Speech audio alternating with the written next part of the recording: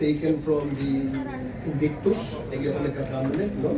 And of course, it's her right to issue that kind of a statement. Perhaps that's the way she feels, no?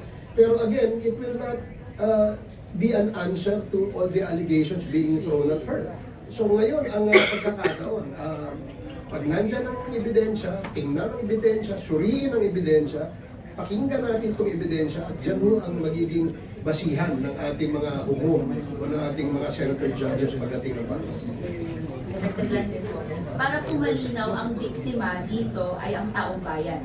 Ang biktima ay ang mga hindi nabigyan ng sapat na serbisyo, sana nabigyan ng mas maraming classrooms, ng scholarships, ng serbisyong pang-edukasyon, o kaya naman pang-kalusugan, na sana napunta doon ang pera but instead it went to the confidential and intelligence funds. Up until now, hindi pa rin nasasagot kung nasaan siya. Up until now, hindi natin na-account for kung bakit may unexplained wealth in the billions na lumabas-pasok sa accounts ni VP Sara.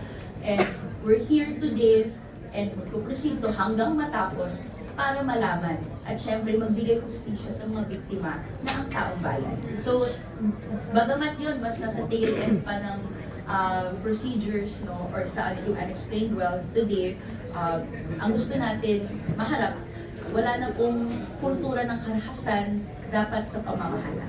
One follow-up lang regarding